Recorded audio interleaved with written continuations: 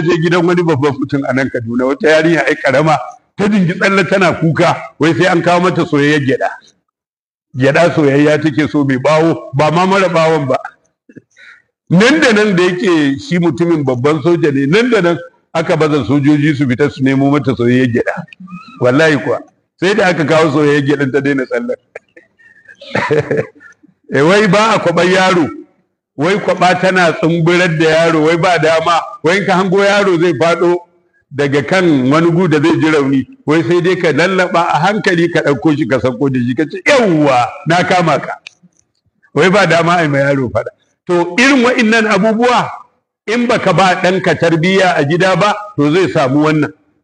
Ko kuma in ainihin baka ba shi tarbiyya ba to ƙungiyoyi sa ba shi tarbiyya.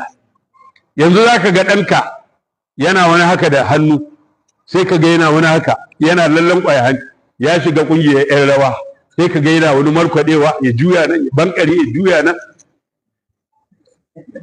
Kai kana can kana takama kana tura shi islamiyya kana to ya shiga ƙungiyar 'yan rawa, ko ya shiga ƙungiyar 'yan luwaɗi, ko ya shiga ƙungiyar 'yan secret society. Kun san daga cikin ɓarnar da take faruwa yau a ƙasar nan, haka kawai sai a tattara su yara 'yan mata, ko da sanin iyayensu ko ba sanin iyayensu, sai a tafi da su wani guri, sai a aje su, sai a riƙa yin amfani da su, wato ana jima'i da su. Idan suka haifi 'ya'yaye a irin wannan yanayin, a kawo kamar miliyan 3 ko 5 a basu a sallame su, 'ya'yan nan jarirai a miƙa ma masu shiga ƙungiyoyin asiri, a yi farfesu da wa'innan jirajiran ana sha. Wai ƙarƙashin wata aya da Allah ya ce wala karkar ramna bani adam, to wai in kana ana farfesun mutum ana haɗawa da laƙani iri kaza iri kaza iri kaza, wai za ka zama ka samu kaza ka samu kaza, in kuɗi ne za ka samu, in mulki ne kace nema za, da ire-iren wa'innan abubuwa miyagu. To in kuma baka ba ɗan tarbiyya ba, to social media ta ba shi tarbiyya. Koko social media ga ɓangarori daban-daban nan na tsiraici na kaza na kaza na kaza na kaza duk gayi nan. Jiya ko shekaran jiya nake jin Sheikh Aminu Ibrahim Daurawa, Allah ya saka mai da alkhairi, yana wani bayani. Ya ce wai shi ya ga mafi yawancin gidajen karuwai duk babu a Kano. Ya ce kai alhamdulillah yanzu an shiri, abubuwa sun gyaru. Aka ce kai ba shiriwa aka yi ba, canza hanya su kai.